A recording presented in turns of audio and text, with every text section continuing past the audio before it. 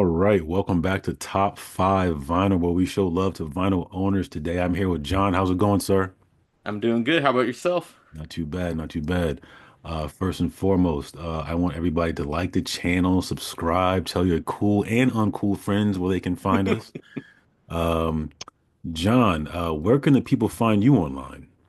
So I go by JMob4 on pretty much any platform, but I'm mostly on Instagram. Nice. And I understand that you're working on an album for somebody. Yeah, so actually two things. I friend Freshman Woes. I help him with his record label. We just released the vinyl edition of his A Tribe Called Fresh EP with a lot of great features on it. And then I'm working with a rapper M Retro to hopefully be putting out his album in the next month or so. Nice. And it's going to be called Welcome to Waco Mundo, Interesting name. Okay, I based like on it. the Bleach anime. Ah, I've heard of that. Yes. Okay. All right, cool. John, let me start this off this way. How hard was it for you to narrow down 5 vinyl records? I thought it was going to be easy. I got four quick. I was like, oh, I know these four for sure. And then I got to the fifth one. That fifth one was tough. I went up to about eight records, willed that down. Then I probably went up again. It was like over the last week, it was a lot up and down to choose five. That's awesome. but Okay, but I'm happy with the five I got nice. that Okay, I decided on. okay, cool. Glad to hear that. I don't want any regrets after we're done with this thing. Yeah. All right, cool. So let me ask you, growing up, was there a record player in the house? Nope. Okay. So probably like I don't know where I got it from. There wasn't a ton of music in our house growing up. My parents would listen to stuff in the car, maybe every once in a while in the house that I remember. But no, no record player. They had tapes, Mm, is mm, what they had in the cars and stuff, okay. which kind of probably dates me. No, I get it. I'm around the same age bracket. I get it. But yeah, I don't know where the record collecting came from. So do you remember like the first record player that you bought? Like where'd you get it from? I got one of those cheap new marks. It's actually sitting over there somewhere. The little square ones. They're supposed to be like portable. Right. I got one of those, and I'm fairly certain I got that from Mad Platter, which was a record store in Riverside that just shut down a couple years ago. Okay. And do you Yeah. remember, did you buy your first vinyl record with that or which came first? I had bought a couple records, and this taste was bad when I was younger. The band Cottonmouth Kings, Okay. they're I don't know what you'd kind of they call themselves rip hop, somewhere between like hip hop and punk rock. Hmm. But they're a local Southern California band that got pretty big. Okay. Um, but they're not the greatest music. Hmm. It's a nostalgia type thing. But I was Hmm. really into them, and I got a couple of their records. I'm pretty sure were the first ones I got. Okay. All right. Well, just let you know, this is a judgment-free zone, sir.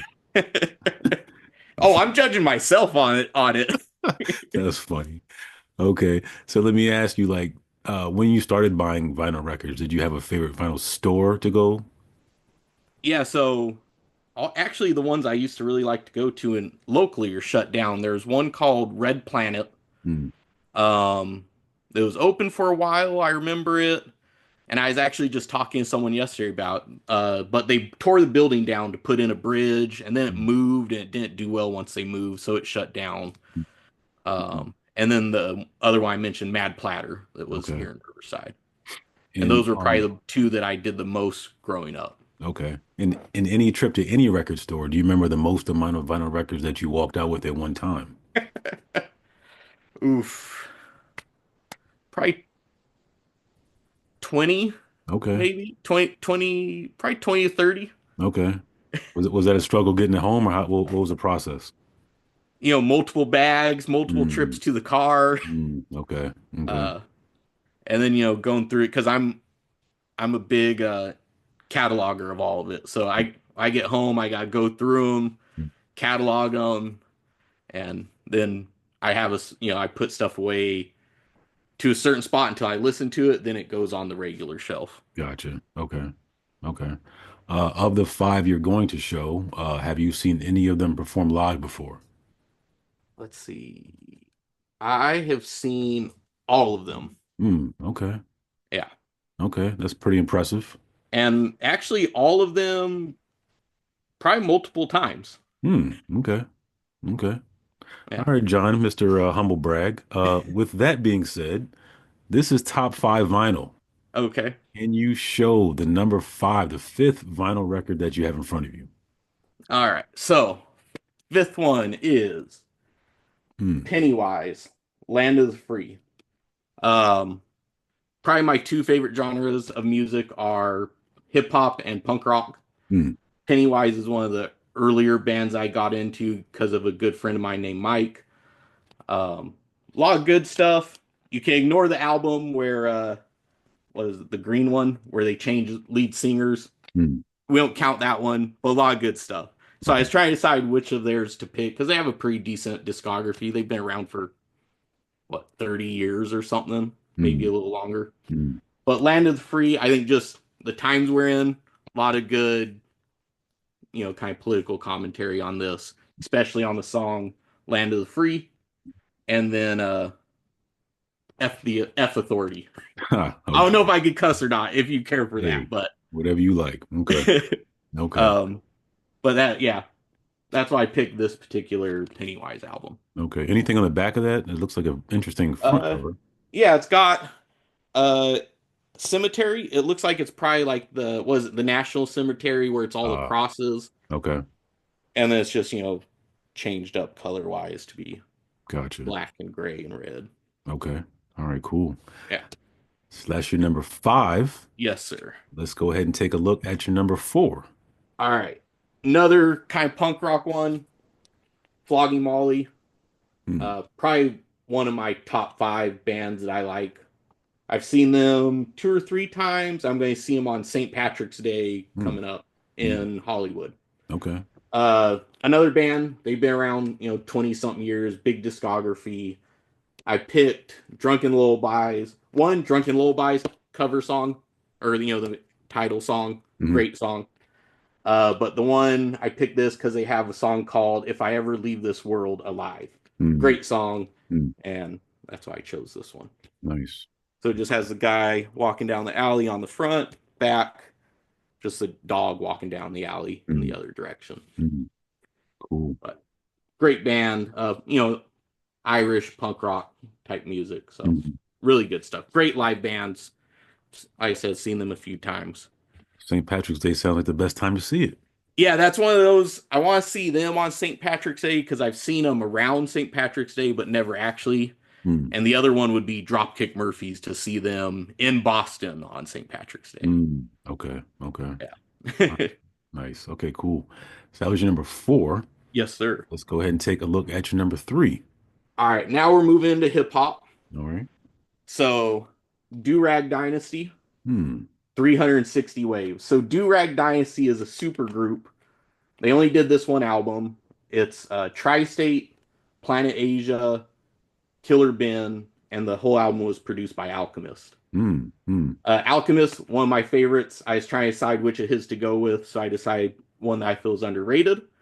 Because I think during this period, 2012 to 2016, Alchemist is his best period. I think he did solo albums with Domo Genesis, Prodigy, and Havoc of Mob Deep, Willie the Kid, um, Spitter Andretti, and then he did some of his great beat albums, Russian Roulette, Israeli Salad, and Retarded Alligator Beats. Hmm. Right. But this one, I think it doesn't get the love it should. Really good album, and I've got it signed by everybody but Killer Ben since he's in Huh. jail. Okay. But they did a show here locally at UCR, University of California Riverside. They had this venue on campus, and for a few years, whoever was doing their promoting was doing a great job with hip hop. Hmm. Got to see like Black Alicious, Evidence, Bus Driver, all these guys, and they just did a really good job of doing it. But great album, Hmm. underrated. If you had to choose favorite album on this, favorite song on the album? Um, Probably 360 waves actually. Okay. Really good. Um, Good beat. Hmm. Interesting sample choice on it. So, but full album, I think is nothing to skip Hmm. front to back. All right, cool. And this one, nothing's fancy on the back, just Just a track track listing. list. Okay. All right, that was your number three. Yes, sir. Let's go ahead and take a look at your number two. All right, number two, Blue in Exile, Below the Hmm. Heavens. Okay. Underground classic, came out in the mid 2000s. This was a grail for me for a bit because original pressings they did 3,000 of them, which was actually a pretty big run. Hmm. But I only know 3,000 because it's numbered on the back. Oh, that's cool. But they sold out and they're hard to find. You couldn't find them anywhere. If you did find them, they're going for $100 or so, And Fat Beats issued this, and they found a box of them when they're Hmm. going through their warehouse. And this was probably, I don't know, 5, 10 years later. Hmm. So I was able to get one regular price and was able to knock a girl off the list. This, yeah, underground classic, blue top five MC for me.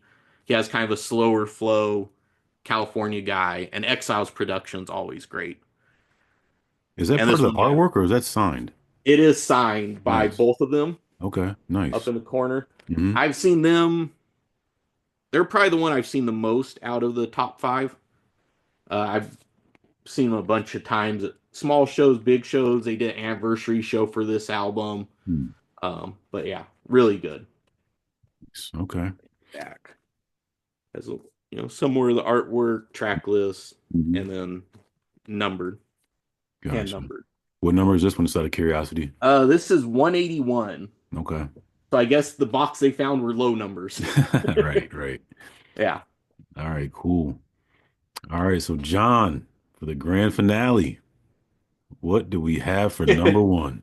So this one is unique. As far as I know, this is the only one that exists of this. Hmm. So I'm a huge Everlast. It's very boring looking, but I'm a huge Everlast fan. Hmm. And most time when I tell people that really are into music, I like Everlast, they have no idea who I'm talking about. Hmm. So I always tell them the guy that did Jump Around. Right, right. Um, but I actually like his solo stuff more than House of Pain stuff. I've seen him probably 4 or 5 times live. Hmm.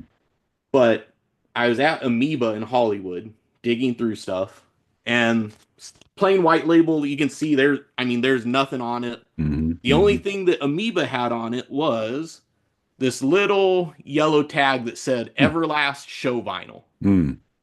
And I was like, I don't know what that means, but it was cheap. I think it was like $10. Hmm. So I was like, gotta get it, because even if it's not Everlast that I'm thinking Everlast, I was like, it's worth trying. Hmm. It is the vinyl that his DJ would play at a concert. Hmm. Okay. So it has instrumentals, some weird instrumentals. The first track on each side, I couldn't figure out what they were, but then it has the instrumentals to his solo songs that he was doing. Hmm. This was around the time he released Whitey Ford Sings the Blues. Hmm. So it has Tired, Praise the Lord, Painkillers, Funky Beat, Get Down, and then ended with Jump Around. Hmm. Hmm. So it Hmm. actually was what it said. It's an Everlast show vinyl, 101 as far as I'm aware. Yeah. And I got him to sign it at a show when Huh. I saw him down at the Belly Up venue in Solona Beach, California, down near Hmm. San Diego. That's pretty cool. So to me, he's my favorite all-time artist. So something like this was really cool, as a Hmm. huge fan to get. That's pretty awesome. Yeah. Okay. So random kind of Random luck. one-off Yeah. thing for my number one. Nice. Nice. That's cool. And nothing exciting to look at. Visually, but I get it. That's pretty freaking cool, man. Yeah. So, John, can you tell the people one more time where they can find you in the project that is going to be coming out soon? Sorry, that froze up just a second. I I'm missed the sorry. last bit you said. Yeah, I said tell the people one more time where they can find you Okay. and about the album that's coming out. Where can they find the album when it comes out? All right. So you can find me at JMob4 on most platforms, but like I said, mainly Instagram. Two things that came out. Uh, Actually, I think it's back there. Yeah, the yellow one behind me, Yep. Tribe Called Fresh by Freshman Woes. You can find that on all the streaming services and then cutcrazyrecords.com. And then the new one, I don't know exactly where to find we'll find it yet. Still Hmm. working that part out, Yeah. but I'll definitely be posting about it on my Instagram. Welcome to Waco Mundo by M Retro. Nice. When you find out, you can just let me know and I'll put it in the bottom of this video down there Oh, so okay. people can click on it. Yeah, since it's something new, I gotta get, web page set up and all that and decide Right. exactly what I'm putting it on. Gotcha. All Yeah. right, cool. Well, John, I want to thank you so much for sharing your top five with me. This has Thank you. been I fun. appreciate you having me on. It was a lot of fun, Yeah, even man. though it was difficult to pick a top five. That's the best part. Yeah. I know I was looking through the shelves. I was like, what do I gotta pick? Hmm. All right, cool, man. We'll talk soon. All right. All right, man.